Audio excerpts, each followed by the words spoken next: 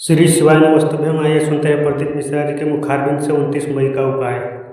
श्री शिवाय नमस्तुभ्यम। दोस्तों, जैसा कि आप सभी लोग जानते हैं कि 29 मई 2026 यानी शुक्रवार को पड़ रही है पुरुषोत्तम महीने की ज्येष्ठ शुक्ल पक्ष त्रयोदशी तिथि। और दोस्तों, यह वह तिथि है जो पुरुषोत्तम मास में पड़ने वाली सबसे बड़ी तिथि है, क्योंकि यह शुक्रवार के दिन पड़ रही है और इसका बहुत ही बड़ा और विशेष महत्व होता है। पूज्य गुरुजी ने कहा है कि अगर कभी भी मौका लग जाए और पुरुषोत्तम महीने की त्रयोदशी तिथि शुक्रवार को पड़ जाए तो आप लोगों 11 चावल के दाने का उपाय तो अवश्य ही करना चाहिए। इन तार में दोनों का संयोग बहुत ही कम आता है। इसी के साथ में गुरुजी ने अपने शिव पुराण कथा में बताया है कि इस दिन आपको 11 चावल दाने का उपाय तो आपको अवश्य ही करना चाहिए, क्योंकि ऐसा दिन पूरे साल में सिर्फ एक ही बार आता है। और दोस्तों, आप सभी लोग जानते हो कि शुक्रवार त्रयोदशी तिथि का अगर सबसे बड़ा कोई उपाय है तो वह 11 चावल के दाने वाला उपाय है। तो दोस्तों, इस शुक्रवार त्रयोदशी तिथि के दिन आप लोगों को इस 11 चावल दाने वाले उपाय को जरूर करना है। बहुत सारे लोग होंगे जिन लोगों ने इस उपाय को न किया हो, मतलब पूरा साल निकल गया, उन्होंने किसी भी दिन इस 11 चावल के दाने वाले उपाय को न किया हो। पर दोस्तों, आपके पास एक आखिरी मौका बचा हुआ है जो कि 29 मई शुक्रवार त्रयोदशी तिथि के दिन है। तो इस दिन आप लोगों को इस वाले उपाय को जरूर कर लेना है। भले ही आप पूरे महीने भर इस उपाय को ना किया हो, पर अगर आपने इस पुरुषोत्तम महीने की त्रयोदशी तिथि के दिन अगर इस वाले उपाय को कर लिया तो आपको इस उपाय को करने का वह फल मिलेगा जिसकी आपने कभी कल्पना भी नहीं करी होगी। इसीलिए आप लोग इस वाले उपाय को एक बार जरूर कर लेना है, ताकि आप लोगों के हाथ से यह मौका ना जा सके और आपको इस उपाय को करने का फल मिल सके। दोस्तों, यह उपाय पंडित जी ने अपनी अभी की ही श्री शिव महापुराण की कथा में बताया है जी। इस उपाय को आज हम आपको बहुत अच्छे से समझाने वाले हैं। इस वीडियो को देखने बाद इस उपाय को समझने के लिए आपको कोई और वीडियो को देखने की जरूरत नहीं पड़ेगी। तो चलिए दोस्तों, उपाय को शुरू करते हैं। देखिए, ये इस पुरुषोत्तम महीने के शुक्रवार त्रयोदशी तिथि के दिन ये इतना खास होता है, इतना महत्वपूर्ण होता है। देखा गया है कभी कभी बड़े बड़े पूजा पाठ अनुष्ठान से जो मनोकामना पूर्ण नहीं होते, वह पुरुषोत्तम महीने के शुक्रवार त्रयोदशी तिथि के दिन एक छोटे से उपाय करने से ही आपकी मनोकामना पूर्ण हो जाती है। और बहुत सारे लोग इस उपाय को किया भी है और उनको इस उपाय को करने का फल भी जरूर मिला है। अगर आप लोग भी इस उपाय को करना चाहते हैं तो आप इस उपाय को पहले अच्छे से समझ लेना, सुन लेना, उसके बाद करना। आपको इस उपाय का फल जरूर मिलेगा। और इस उपाय को कर लेने से आपके घर में चाहे किसी भी प्रकार की दुहक और समस्या क्यों ना चल रही हो, आपको उसका कारण भी नहीं पता है कि भाई ये समस्या किसका कारण से चल रही है। उसका भी कुछ कारण हो सकता है, जैसे पितृदोष हो सकता है या किसी भी तरह का मंगल दोष भी हो सकता है। तो इस दिन आप लोगों को ये वाला उपाय कर लेना है। ये एक ऐसा उपाय है जिस उपाय को अगर किसी विशेष दिन पर किया जाए तो भाई उस विशेष दिन का जो है वह तो हमें मिलता ही मिलता है, पर हमने उस दिन पर इस उपाय को किया है तो हमें उससे भी बड़ा फल मिलता है, और फल बहुत जल्दी मिलता है, क्योंकि आप इस उपाय को बहुत ही बड़े और विशेष पर कर रहे हो। तो चलिए अब उपाय के बारे में बात करते हैं, लेकिन उससे पहले आप लोगों को यह जानना आवश्यक है कि आखिर ये उपाय किस समय करना है, किसको करना है और कैसे करना है। तो चलिए हम आगे आपको वीडियो में एक एक करके बता देते हैं। लेकिन उससे पहले अगर आप लोग हमारे चैनल पर पहली बार आए हैं या फिर मेरी आवाज आज पहली बार सुन रहे हैं तो हमारे चैनल को सब्सक्राइब जरूर कर लेना, और इस वीडियो को करके कमेंट बॉक्स में श्री शिवाय नमस्तुभयम ओम नमः शिवाय जरूर टाइप कर देना। तो दोस्तों, इस 11 चावल के दाने वाले उपाय को हमें शुक्रवार त्रयोदशी तिथि के दिन कैसे करना है, किसको करना है, किस समय करना है और कहां पर करना है, ये सारे सवालों के जवाब आपको इस वीडियो में मिल जाएंगे। और जो ये वीडियो देखेगा भाई, उसको 11 चावल के दाने वाला उपाय जरूर करना चाहिए, क्योंकि इस दिन एक चावल के दाने का बहुत ही बड़ा और विशेष महत्व होता है। और जब बात आ जाए 11 चावल के दाने की, तो ये सोने पर सुहागा वाली बात हो जाती है और ये एक बहुत ही बड़ा उपाय हो जाता है इस शुक्रवार त्रयोदशी तिथि का।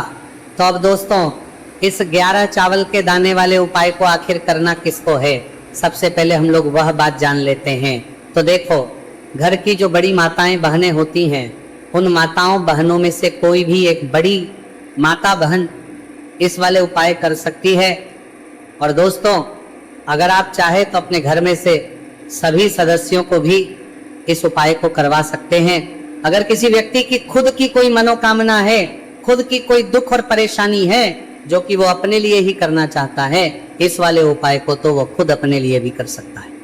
बाकी अगर कोई घर में से ऐसा है जो कि अपने पूरे घर परिवार की सुख और शांति के लिए ये वाला उपाय करना चाहता है, तो भाई वह भी कर सकता है, उसमें भी कोई दिक्कत वाली नहीं है। कहने का मतलब यह है कि इस उपाय को हर एक सदस्य भी कर सकता है और पूरे घर परिवार के सदस्य के लिए घर की बड़ी माताओं बहनों में से कोई एक माता बहन भी कर सकती है। माताएं बहनें अगर घर में उपस्थित ना हो या वह ये वाला उपाय ना कर पा रही हो, तो फिर घर का कोई बड़ा सदस्य भी इस 11 चावल के दाने वाले उपाय को कर सकता है, चाहे फिर वह पुरुष ही क्यों ना हो, उसमें कोई भी दिक्कत वाली बात नहीं है। अब दोस्तों, इस 3 बल के दाने वाले उपाय को हमें करना कहाँ पर है? हमें इसे शिवजी के मंदिर में जाकर करना है। बहुत सारे लोग प्रश्न करते हैं हर एक उपाय को करते समय, क्या हम इस उपाय को घर पर कर सकते हैं? तो इस वाले उपाय को आप घर पर नहीं कर सकते हो। इस वाले उपाय को करने के लिए आपको शिवजी के मंदिर ही जाना पड़ेगा। उसके बाद में दोस्तों, जो अगला प्रश्न निकल कर आता है वो ये आता है, इस उपाय को लेकर के आखिर इस उपाय को हमें किस समय करना है? सुबह के समय करना है कि शाम के समय करना है? तो देखो, इस वाले उपाय को आप लोग सुबह के समय भी कर सकते हो और शाम के समय प्रदोष काल में भी कर सकते हो। अब अगर आप पूछो कि भाई सबसे उत्तम समय कौन सा रहेगा इस 31 चावल के दाने वाले उपाय को करने का, तो हम आपसे बस यही कहेंगे कि इस उपाय को आप सुबह के समय करेंगे तो ज्यादा बेहतर होगा। बाकी अगर प्रदोष काल शाम के समय भी करेंगे तो भी अच्छा होगा, उसमें कोई भी दिक्कत वाली बात नहीं है। तो अब दोस्तों, अगली सबसे बड़ी और महत्वपूर्ण बात आती है, वो ये आती है कि सुबह अगर हम उपाय को करेंगे तो हमें कितने बजे से लेकर कितने बजे तक के बीच में करना है, और शाम के समय प्रदोष काल में करेंगे तो हमें कितने बजे से लेकर कितने बजे के बीच में करना है। तो देखो, सुबह जितनी जल्दी हो सके आप उपाय को करने की कोशिश करना। बाकी अगर किसी कारणवश लेट भी हो जाओ, थी देर भी हो जाए, तो 10 या 11 बजे तक भी आप उपाय कर लेना, पर 12 बजे से ज्यादा देरी ना हो। ठीक है, इस बात का ध्यान रखना। उसके बाद में दोस्तों, अगर शाम के समय प्रदोष काल की बात करें, प्रदोष काल का जो समय है होता है वो शाम के 6 बजे से शुरू हो जाता है। मतलब शाम के 6 बजे से लेकर 7 बजे के बीच का जो समय होता है, ये समय प्रदोष काल का समय होता है। पर अभी जो मौसम चल रहा है, इस मौसम में जो है शाम बहुत देरी से होती है, तो आप इस उपाय को 7 या 8 बजे के बीच में भी कर सकते हो। मतलब शाम के 6 बजे से 8 बजे के बीच में आप कभी भी इस वाले उपाय को कर सकते हो, उसमें कोई भी दिक्कत वाली बात नहीं है। अब दोस्तों, यहाँ पर इस उपाय को लेकर एक और सबसे बड़ी बात ये निकल कर आती है कि इस 11 चावल के दानों को हमें लेना कहाँ से होता है, और हमें इस उपाय को करने के साथ में क्या और कुछ भी सामग्री ऐसी होती है जो शिवजी के मंदिर लेकर जानी पड़ रही थी। तो देखो, यहाँ पर हम आपको बता दें। सबसे पहले आप लोग ये जान लो कि ये जो 3 चावल के दाने वाला उपाय है, सिर्फ और सिर्फ आप उपाय की सामग्री लेकर कभी भी शिवजी के मंदिर मत जाना, क्योंकि हमें भगवान के सामने ये नहीं दर्शा है कि अगर हम भगवान शिवजी के मंदिर आए हैं तो अपने फायदे के लिए आए। तो इसीलिए जो भी पूजन सामग्री है, उपाय सामग्री है 11 चावल के दाने, इसके साथ में आपको पूजन सामग्री भी जरूर लेकर जाना है। देखो, अगर सुबह के समय उपाय कर रहे हो तो सीधी सी बात है, 1 लोटा जल तो आप लेकर जाओगे ही जाओगे। वही 1 लोटा जल अगर मिट्टी का जल हो तो बहुत अच्छा रहेगा। मिट्टी का जल कैसे बना आता है, इसके लिए हमने पहले से बहुत सारी वीडियोस बना दी है आपके पास। इस दिन एक आखिरी मौका रहेगा मिट्टी का जल शिव जी पर चढ़ने का और उपाय को करने का, बहुत बड़ा आपको इस दिन फल मिलेगा। तो इसीलिए इस दिन हो सके तो भाई मिट्टी का जल चढ़ाना, तो अपने साथ में कम से कम 1 लोटा जल तो आपको लेकर जाना ही जाना है। अगर मिट्टी का जल नहीं है तो घर का जल भी आप इस्तेमाल कर सकते हो। इसके अलावा जो भी पूजन सामग्री है, देखो 11 के दाने ये अलग आपके रहेंगे और जो आपकी पूजन सामग्री रहेगी वो अलग रहेगी। पूजन सामग्री में आप जो भी चीज लेकर जाना चाहे वो लेकर जा सकते हैं, एक बेलपत्र भी लेकर जा सकते हैं, उसमें कोई भी दिक्कत वाली बात नहीं है। वहीं अगर हम बात करें शाम के समय की, तो शाम के समय शिव जी पर जल नहीं चढ़ता है, इसलिए शाम के समय आप लोग एक दीपक तैयार कर लें जो कि गोल तीखा आटे का, शुद्ध देसी गाय का घी का होगा, है ना। इस बात का आप लोगों को ध्यान करना है और इस दीपक को आपको घर से जलाकर नहीं लेकर जाना है। भगवान शिव जी के मंदिर में जाकर ही जलाना है, इस बात का भी आप लोगों को ध्यान रखना है। अब दोस्तों यहाँ पर हमें इस बात को समझना है कि ये 11 चावल के दाने हमें लेना कहाँ से है। क्या हमें दुकान से लेकर आना है, या हमें अपने घर से लेना है, या कहाँ से लेकर आना है, और कौन से चावल लेना है, क्योंकि चावल भी बहुत प्रकार के होते हैं। तो देखो, इन सभी सवालों के जवाब आप लोग एक बात में सुन लो कि भाई जो उपाय है, इस उपाय में आपको ये नहीं देखना है कि भाई कौन से चावल है, कौन से चावल नहीं है। बस जो भी चावल ले रहे हो वो चावल का दाना सबूत होना चाहिए, मतलब साबुत होना चाहिए, टूटा हुआ नहीं होना चाहिए, कटा पीटा नहीं होना चाहिए। ये बात आपको ध्यान रखना है। बाकी आपका चावल बासमती हो या सादा चावल हो या कोई सा भी चावल हो, उसमें कोई भी दिक्कत वाली बात नहीं। तो सीधी सी बात है कि आपके घर के रसोई घर में जहां पर आप बनाते हो, वहां पर जो भी चावल आपके उपस्थित हो, उन चावलों में से अपनी एक कटोरी भर लेना या एक मुट्ठी चावल अलग से निकाल कर रख लेना, क्योंकि हम 11 चावल ही यहाँ पर इस उपाय में लेने वाले हैं। तो हमें ये चावल के दाने गिनकर निकालने पड़ेंगे, इस बात का आप लोगों को ध्यान रखना है। तो अपने उस चावल की कटोरी में से या चावल में से 11 ऐसे चावल के दाने आप लोग निकाल लो जो कि टूटे हुए ना हो, कटे पीटे ना हो, कोई दाग ना लगा हुआ हो, है ना। अच्छे साबुत चावल के दाने 31 दाने आप लोग निकाल कर रख लो, और इन्हें किसी भी एक कागज की पड़िया में या किसी एक छोटी सी कटोरी में आप लोग रख लो, ताकि ये सुरक्षित रहे, आपके एक भी चावल का दाना इधर उधर ना हो, और आपका उपाय भी पूरा अच्छे से हो जाए। तो भाई जैसे ही आपका उपाय की जो सामग्री है, 11 चावल के दाने, ये तैयार हो जाते हैं, उसके बाद में आपको जो भी अपनी पूजन सामग्री है, सुबह समय कर रहे हो तो 1 लोटा जल और 1 बेलपत्र या पूजन सामग्री जो लेकर जाना चाहो उसकी भी तैयारी कर लेना। और शाम के समय जा रहे हो तो भाई अपना जो दीपक है उसे तैयार कर लेना, ठीक है। और उपाय को करते समय शुद्धता का विशेष रूप से ध्यान रखना, ठीक है। सुबह सुबह स्नान करने के बाद ही उपाय को करने की आप लोग तैयारी करना। उसके बाद अगर शाम के समय की बात करें तो शाम के समय आपको स्नान करने की जरूरत नहीं है, पर शुद्धता ध्यान रखना है। आपको स्नान तो नहीं करेंगे, आप हाथ मुंह धोकर भी इस वाले उपाय को शाम के समय प्रदोष काल में कर सकते हैं, इसमें कोई दिक्कत वाली बात नहीं है। तो आप अपने उपाय की पूरी सामग्री तैयार करके आपके पास ही में जो आपका शिव मंदिर हो वहां पर पहुंच जाइए। सबसे पहले शिव मंदिर में जाकर आप लोगों को उपाय नहीं करना है, पहले भगवान के दर्शन करना है, भगवान से आशीर्वाद प्राप्त करना है, फिर शिव जी की शिवलिंग के पास में आना है।